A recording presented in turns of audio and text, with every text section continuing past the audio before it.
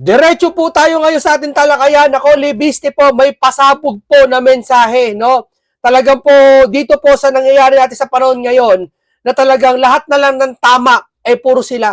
Hindi naman po pwede yun, no? May mga pagkakataon na mali din naman yung mga oposisyon. Yung mga kritiko, may mali din naman. Pero hindi sa lahat ng pagkakataon, mali sila.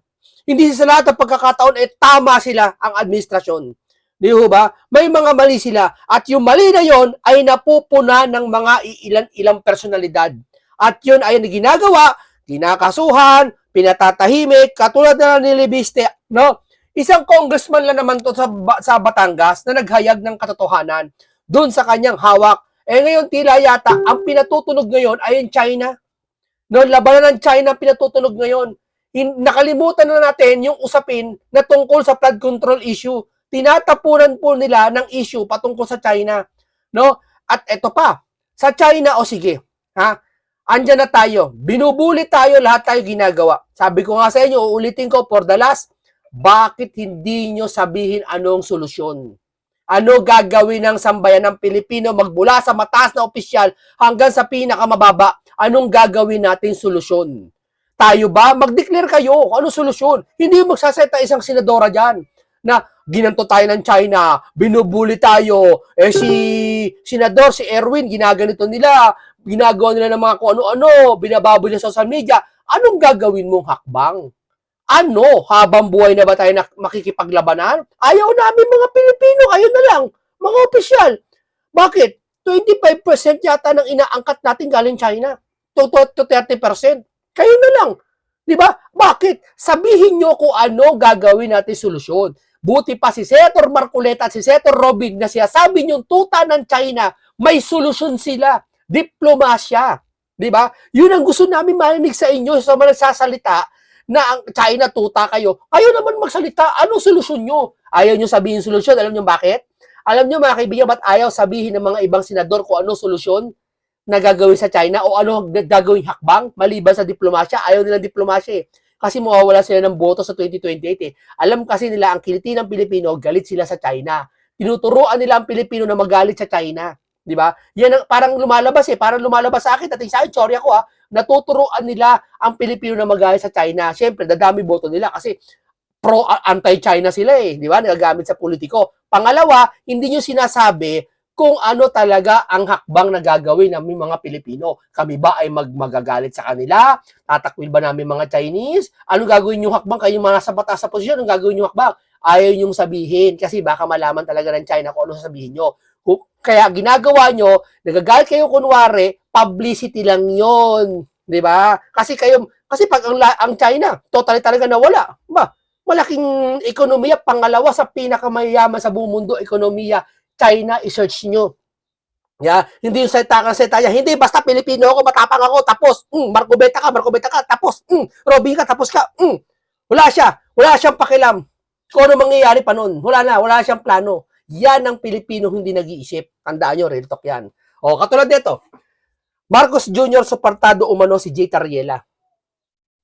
Ano ba ginawa ni Jay Tarriela? Ayun, nakita nyo sa picture, nag-post siya ng presidente ng Pilipinas, ng China, nag-post siya ng muka na caricature. Ganun pa, muscle, ganun.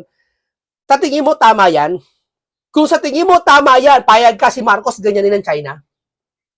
Payag ka? Ha? Kung papayag ka, isa lang ibig sabihin, di para kayong bata. Di ba? Oh, di ba? Payag ka?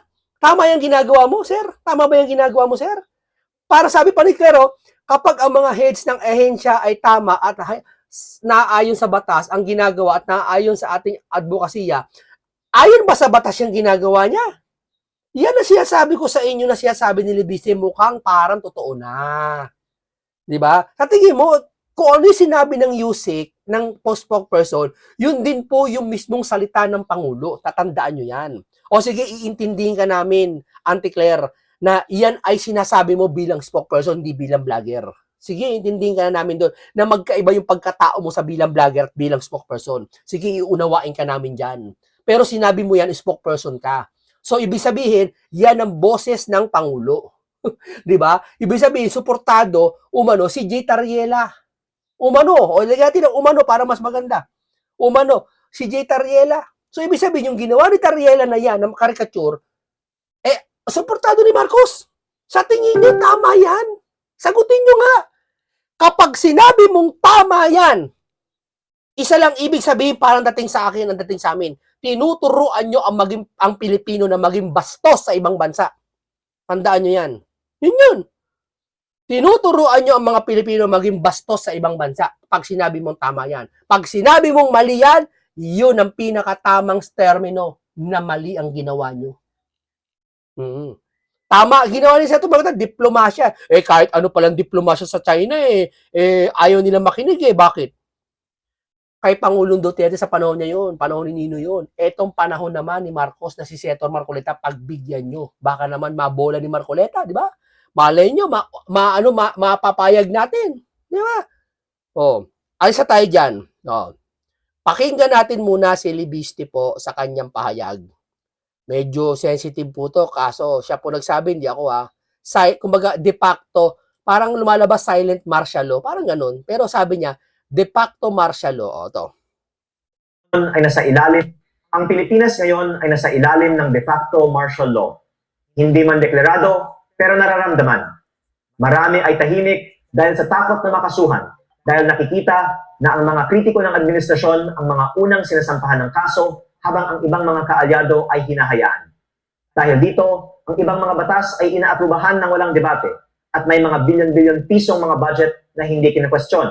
Kasama dito ang mga pambayad para sa ibang mga media at social media personalities at mga troll farms na nagpapalaganap ng fake news at umaatake sa mga kritiko ng administrasyon.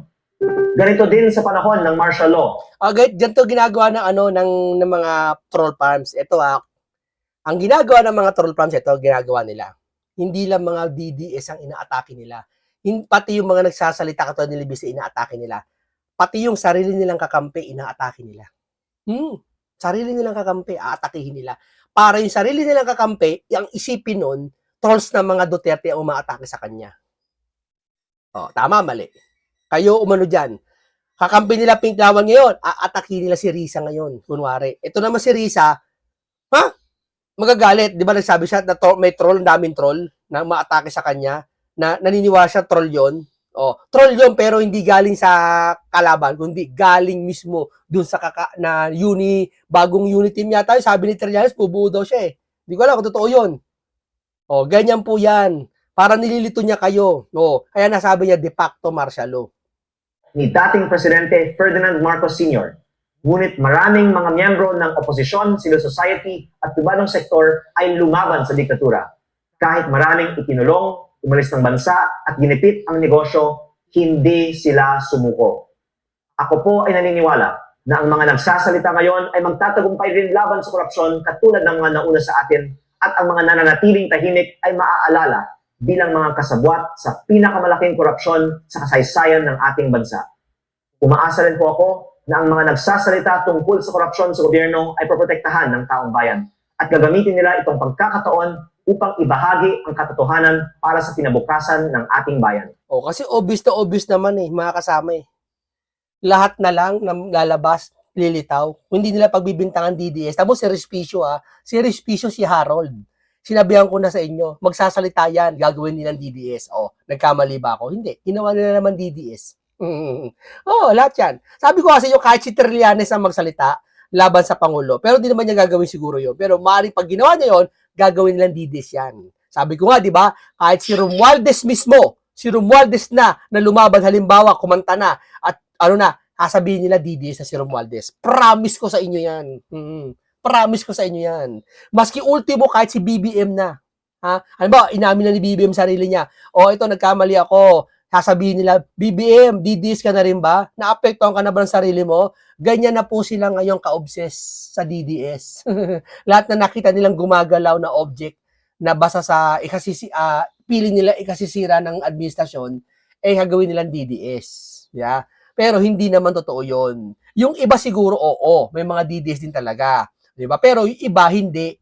katulad ni Harold Respicio, katulad ni Libiste, na nagkakapag-ambag. Kasi feeling nila, itong administrasyong ito, wala nagagawang kamalian. Sabi ko nga unahin ko, ang Pangulong tatrabaho. Maayos naman, nakikita ko tatrabaho ang Pangulo eh. Okay, granted. Pero yung sasabihin namin na medyo siya may kabagalan at may kahinaan, tanggapin nyo rin naman. Kasi totoo yun. Yun ang nakikita namin, di ba? Asan sa pagiging mahina siya? Ha, sample na lang, yung Blue Ribbon na yan. Ha, hindi niya udyokan, ipatawag mo lahat, at dyan naman lahat, pagsabay-sabay mo na ipatawag, ipag-usap-usapan nyo, hindi magawa. Di ba? Ano na nangyayari, di ba? Oh. Nasanay kasi kami sa pagpresidente, pag may gulo, nagsasalita kagad siya. Ay, dito parang wala eh. Parang, ang presidente, nagtatrabaho lang. Parang ganun eh. Pag may aberya, sabihin, tatrabaho lang. Di ba?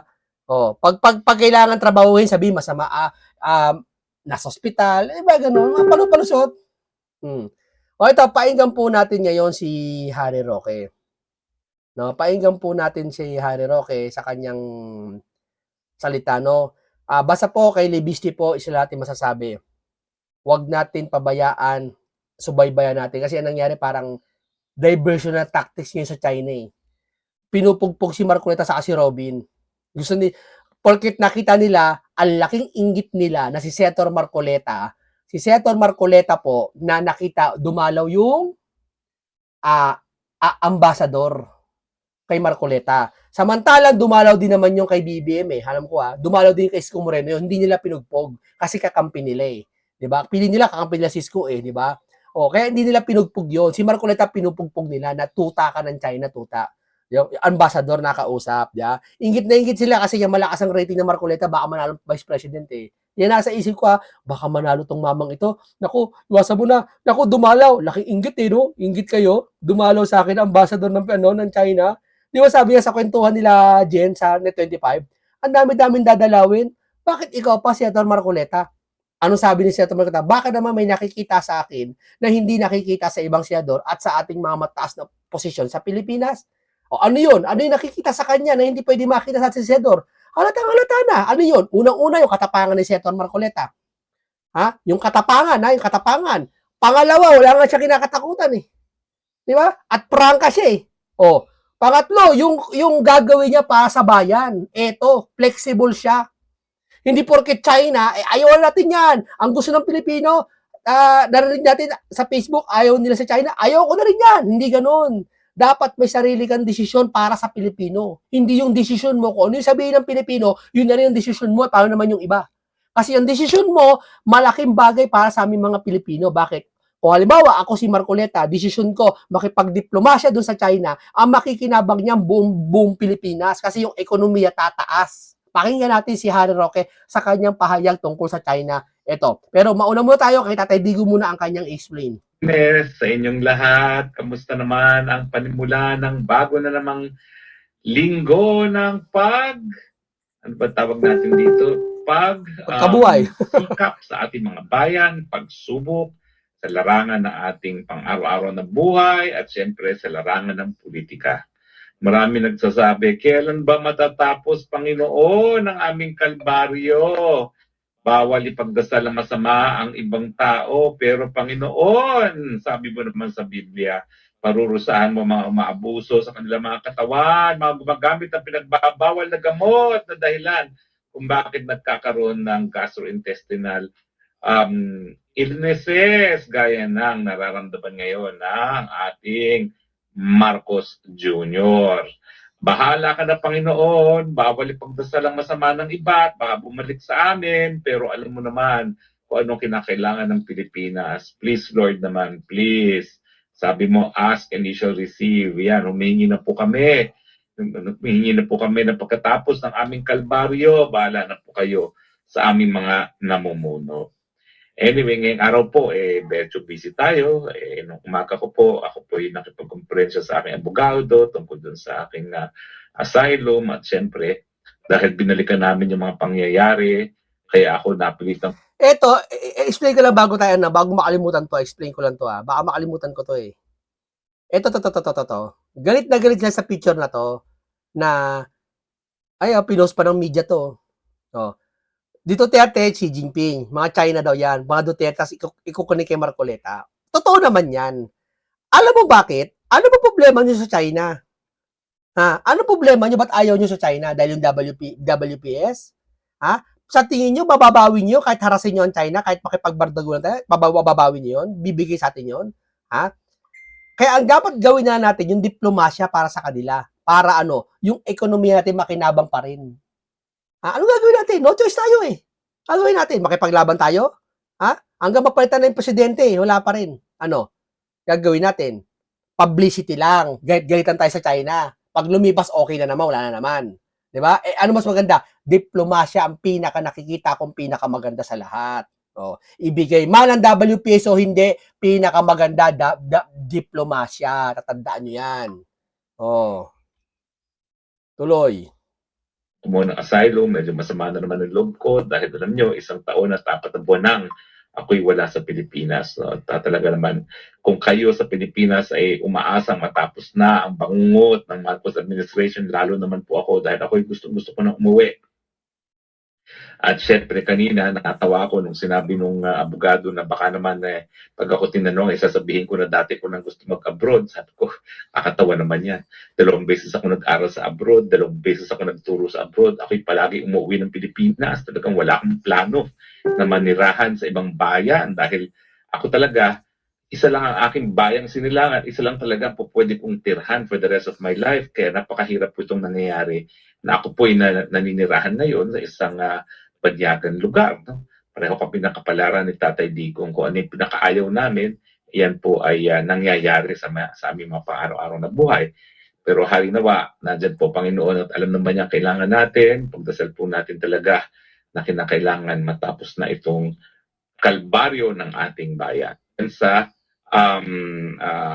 bilyong-bilyon, ang China po, kung hindi magdedesisyon yung appellate tribunal na walang jurisdiction na ang ICC, ano man yun, kung talagang airtight na ang kaso mo, hindi na kailangan ng karagdagang mga and yet, 10 buwan nang nakakulong si Taga ng kapalaran ni ang tinating trading partner sa China. Ito. Jail now, get the evidence later. Naku, napakasakit po talaga ng kapalaran ni Tatay Digong. Anyway, pag-usapan din po natin itong controversy na naman tungkol sa China. Ulitin ko po ang katotohanan. Ang China po ang pinaka-importante nating trading partner. Ayan, yan ang katotohanan. Tanggapin nyo. Lunukin nyo pride nyo. Hindi po porket na ayaw namin ng China dahil sa WPS. Tapos, ito iyaharap nyo. Pinaka-number of trading nyo, no? Tanggapin nyo. Napakalaki po ng kalakalan na nangyayari sa panig ng Pilipinas at ng China. Yan ang pinakamaano sa atin, ekonomiya bubuhay sa atin. Wala kasi kayo alam ang gusto nyo lang makipag-away. Wala kayo diplomasya. Hindi gusto nyo makipag-away na makipag-away. Girahin mo na yan. Parang gusto mo ganun eh. Saan nyo natutunan yan? Intelihente ka, naka-uniform ka, professional ka kung natapos mong tapos sabihin mo, awayin yan? Hindi ka naglalatag ng solusyon? Senadora ka, ha? Senadora ka, yung banggitin pangalan. Senadora ka, ha? Sinasabi mo na ganito, China, ganito ginagawa sa amin, sa mga kasamahan ko sa Senado, ganito ginagawa, o ganito, okay, ganyan ginagawa sa'yo, ayoko rin ganyan ginagawa sa'yo. O so, pagtapos yan, anong gagawin natin? Anong hakbang mo? Anong solusyon mo? Ano pagpapatuloy nating hakbang? Sige nga, sabihin mo nga, wala. Mananatiling galit ang Pilipino sa China. Kaya kapag may mga Pilipino, katulad ni Senator Marcoleta, na maghayag ng diplomasya, kinagagalitan ng Pilipino kasi ang style nyo, parang yung tinuturuan ng Pilipino na magalit kayo sa mga taong kakampi sa China. Parang ganun eh. Parang gusto nyo ganun gawin nyo eh. Manalo lang kayo sa 2028 eh. Tama, mali. Ako nakikita ko ganun ha. Wala pong papangalawa na malapit pagdating sa China. Sa iba, nagset pa, sigurado ako, lahat ng kakampi sa China, sigurado, yun ay taksil sa bayan. May ganun-ganun pa nangyayari, may iba pang opisyal eh. Sigurado ka? Lahat ng kakampi? Kaya, minamanipulasyon nila yung utak ng tao para kapag may sino mang kumampi sa China na parang pikatanggol, sabihin niya, taksil sa bayan. Hindi nila alam diplomasya ginagawa si Senator Marcoleta. And make no mistake about it, talaga pong pinakamalaking inaangkat nating mga kalakal ay nanggagaling sa China. In fact, mahigit 25% po ng lahat ng ating imports ay galing sa China. Pangalawa, ang China po ngayon, ang pinakamalaking um, pinanggagalingan ng direct foreign investments dito Grabe. sa ASEAN. Umaabot po yan sa bilyon-bilyon, pero ang karamihan po, yung 2.5 billion, mga ganyan, napupunta dun sa mga karating bansa natin sa ASEAN, gaya ng Thailand, Indonesia. Sila po, mga minimum 1 billion foreign direct investments. No? Pero ang Thailand, ang Malaysia, ang Indonesia, nasa 2 billion plus. Ang Pilipinas, wala pa pong kalahating bilyon ang naipapasok na foreign direct investments sa China kasi nga tinuturing natin sila kalaban. Pero ang pinakamatindi na po pwedeng maibigay ng mga Chino ay yung turismo. Kasi ang Thailand, halos 10 million doon sa 35 million naging turista nila ay galing sa China. At ito yung mga hindi ordinary mga backpackers. Ito yung mga big spenders na mga turista na nag-average ang stay na 1 linggo at gumagastos talaga ng pera para sa good time. Samantalang ang Pilipinas, wala pa pong 1 million na Chinese na nakukuha. Tayo na po ay kulelat na pagdating sa tourism arrival.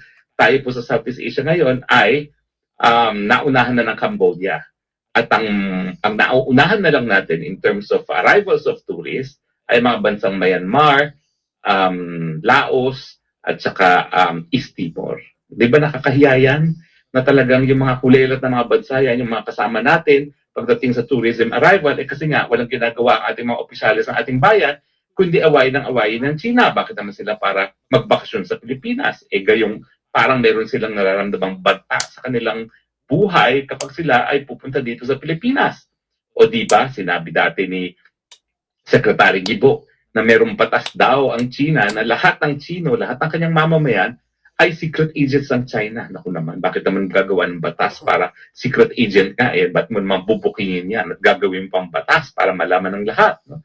At ngayon naman, ito si Tariela. Alam mo, sa larangan po ng international law, alam ko hindi naman importante yan sa Tariela sa ating buhay. Dahil siya ay nasa Coast Guard lamang. Siya hindi naman natapos sa PMA. Yan pala ay kinik out dahil sa dishonesty sa PMA. No? So wag naman siya mag-asta-asta na parang ang galing-galing niya. Dishonest naman pala siya, kaya nga napunta ng Coast Guard, civilian agency, hindi sa militar. Kasi hindi nga natapos sa PMA at talagang dahil sa cheating ay di umano, yan ay napilitan umalis ng PMA. Ang problema, lahat ng mga binibigkas ng mga salita na gagaling sa bibig ng mga opisyalis ng Pilipinas ay tinatanggap na yan ay salita ng buong Estado. Yan. Kung ano yung sabihin ni Auntie Claire bilang spokesperson siya, yun po ang tinatanggap ng ibang bansa na ano marinig. Tandaan niyo po yan. Hindi yung lulusot ka na, sinabi ko yan bilang vlogger ako. Hindi. Kaya nga itong si Tariela, nung siya ay nagsalita at talagang pinula ng China at sa likod niya ay mga caricature ni President Xi na talaga namang nakaka-insulto, no? Na pinalalabas na siya ay parang monster. Ayan, no, nakita mo yung caricature sa likod niya, no, Tariela, no, yung mukha ni Xi Jinping. Sa tingin mo, presidente ka ng bansa, babasusin mo, Pilipino ka. Wow! Masabi lang astig kayo, mga Pilipino. Mga Pilipino, astig kami, lumalaban kami sa presidente ng China. Kasi marami kami, sumasabay kami. Hindi ganun. Di ba? Tignan mo yung mangyayari pag inaway mo yan. Ano ba mangyayari? Yung relasyon natin, yung economics natin. Di ba? Basta lang sabi na, ayoko sa China. Di ba? Yan po talaga ay dahilan para magalit ang hindi lang ang publiko ng China, kung hindi ang kanilang mga opisyalis. Unang-una, ang kanilang presidente Xi naman, siya ay namumuno ngayon ng maraming mamamayan ng bansa sa buong daigdig dahil bilyon-bilyon po ngayon ang mga Chino. Pangalawa, sila po ngayon ang pinakamalakas na ekonomiya na talaga natalo na ang Amerika at dahil nga po dito, sila ngayon ang pinaka-importanting partner natin pagdating sa kalakalan. Kaya lang, hindi nga tayo nakikinabang pagdating sa foreign direct investments kasi natatakot sila dito sa ating bayan dahil tayo'y inaaway nilang pilit. So nung nagsalita si Tariela ng puro insulto sa China at sa likod niya ay mga karikature na nangiinsulto kay President Xi. O eto ba, kinakampihan ni Harry Roque China? So anong gusto nyong gawin? Payagan natin yung mga Pilipino, lait-laitin ng China? Basusin? Sige nga, kapag may mga dayuhan dito sa Pilipinas, ginagalang nyo. Di ba? Pag may mga foreigner, ginagalang nyo. Uy, wag yan. Tapos sa ibang bansa, harap-harapan, ginagalang nyo. Ano yan? Kapaimbabawan? Sa tingin mo, kinakampihan ni Roque yung, tinasabi niya lang kung ano tama, hindi niya kinakampihan yung China. Di ba? Oh. Kahit sino na mababubuisit. Bagamat, ito talaga mas nakakabuisit kasi opisyalis ng gobyerno nagsasalita.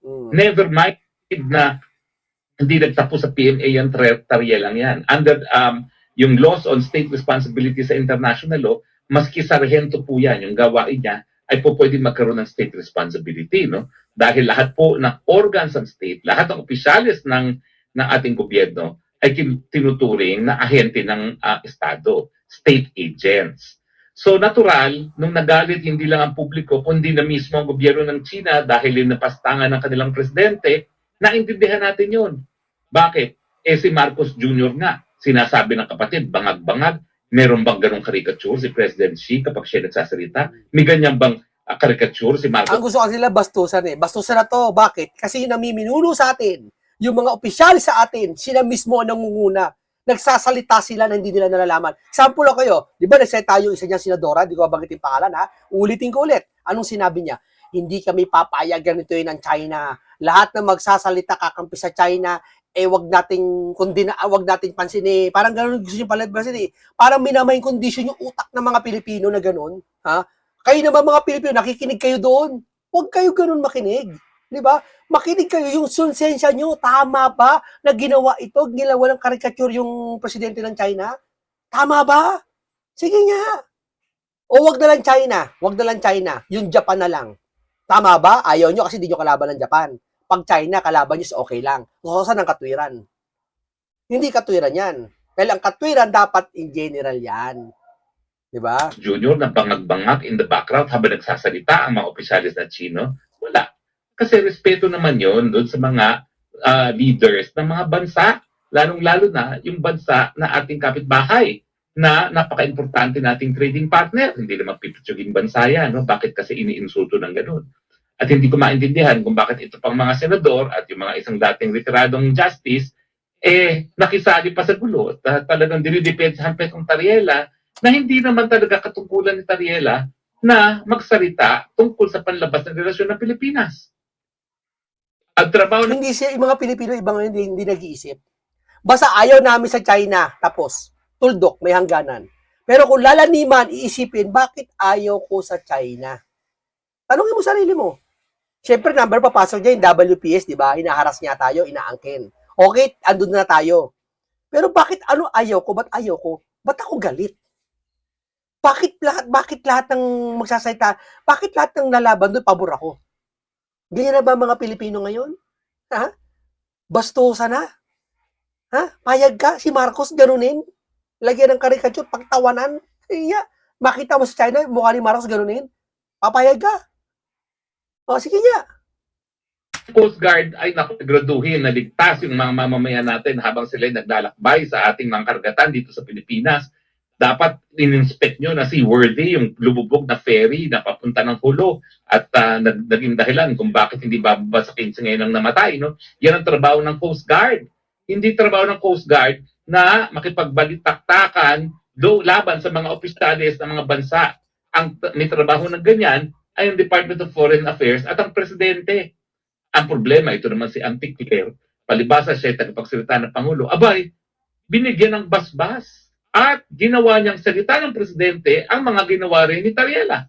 E di lalo pang lumaki ang problema dahil yung insultong ginawa ni Tariela sa pagkatao ng Presidente ng China, dahil yan ay sinusugan ng presidential spokesperson, naging pula na rin ng Presidente mismo. So ngayon, may tunay talaga tayong problema kasi ang tingin ng China, yung pag-insulto ni Tariela, dahil yan ay inako at binigyan ng basbas ng presidential spokesperson ay pag-insulto mismo ng pagkatao ng presidente ng Pilipinas. Kasi kayo na mga Chino, maglabas din kayong karikature na papangag, niwi, ang ating Marcos Jr. Niwi, bangag. O, Okay. Yan, sa akin, mali naman yan. Hindi naman tama yung ganyan. Ito, sabi ko siya, kinukuri ko pag may mali. Mali naman yon. Hindi naman gagawin, wag naman gawin yon, di ba? Hindi sabi ko siya, dapat nasa correct thinking kayo. Hindi yung bugso ng damdamin nyo, galit ako dyan, galit ang senador ko dyan, di galit na rin ako. Hindi ganun. Yeah? Bakit yung senadora galit sa China, galit na rin ako dun. Kahit wala siyang dahilan. Nakikisang ayaw siya, ayaw ako ng China. Bakit ayaw mo ng China? Sige nga. na kaya dapat si President Xi nang makita ng lahat naman ng katotohanan. At kung tayo magpo-footnote kung bakit sinasabi natin bangag-bangag ang ating presidente, ayan si Amy Marcos. Siya ang footnote. Oo, galit tayo. Ako, tatanungin mo ba ako galit sa China? Sagutin ko. Binubomba tayo ng tubig doon sa WPS at inaangkin nila yung WPS. Galit ako doon. Pero, kung may iba pang paraan para tayo makapag-usap na maayos, hindi ganito, at yung galit na yon, isang tabi muna natin. Walang mangyayari kung makipagsabayan tayo eh. Ibig sa tingin mo, gumawa tayo ng magandang paraan dati, hindi pa rin binigay yung WPS. Sa tingin mo, magagalit tayo ngayon, makikipagbulihan tayo, ibibigay yung WPS. Nung araw nga, hindi binigay sa atin, nakipagdiplomasya na tayo eh. Kaya ngayon, ang gagawin natin, diplomasya ulit para saan? Sa ikauunlad, malay mo, mapag-usapan ni Senator Marcoleta, yung dapat na pag-usapan at maibigay sa atin, dapat maibigay na karapatan natin doon sa WPS o sa anumang pangingisda dyan sa tubig. Panganay na kapatid, paano magsisinungaling yan? Paano magkakamali doon sa kanyang paratang na bangag ang presidente natin? Ang sa akin lang, ang ginagawa kasi nila, ang totoong issue ngayon sa Pilipinas ay yung bangag ang presidente at dahil dito, hindi niya nabibigyan ng solusyon ang patuloy na pagtaas sa presyo ng bilihin at ang korupsyon sa Pilipinas. Dahil ganyan nga ang presidente at talagang ayaw naman magpagaling at ayaw tumigil sa bisyo, ginagawa nila, linilihis nilang issue. Ang ginagawa nila, classic wag the dog. Humanap ng kalaban nang sa ganun, magkaisa ang bayan laban dun sa kalaban. At yan ang ginagawa nila ngayon, nais nilang isipin ng mga Pilipino na ang kalaban ay ang China. Tama yun. Di ba yung sabi ko sa inyo, pinuprovoke nila tayo magalit sa China para isipin ng Pilipino kalaban natin China. Tapos kuwari sila ang bida. Sila tagapagtanggol natin. Tayo pinatanggol nila tayo. Sila pa hero ngayon. Di ba? Alam mo yun, wala pinagkaibahan doon na yung pusa pati yung aso pinag-away mo. Ha? Tapos may awatin mo. Di ikaw pa hero. Parang ganoon eh. Pinag-away mo silang dalawa, hindi niya alam na pinag-away mo, sa awatin mo kunwari. Teka, tama na, ako bala dyan. Ikaw pa hero. Di ba? Ganda sinabi ni Rocky dito. Paano man makakalabanin ang China? 25% ang lahat nating inaangkat nanggagaling sa China. Yan mo yan? Pagpakinin nyo kung ano mangyari sa atin kung yung 25% na yan ay hindi natin maaangkat galing sa China, saan tayo kukuha?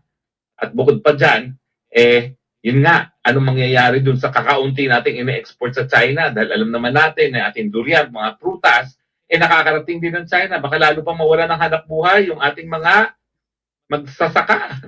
Kasi si Marcoleta naglabas ng, di ba, na resibo na kinamayan yung ambassador. At doon sa ambassador, may mga pwedeng opportunity sa atin sa Pilipinas na maaring magkaroon ng magandang ekonomiya sa atin.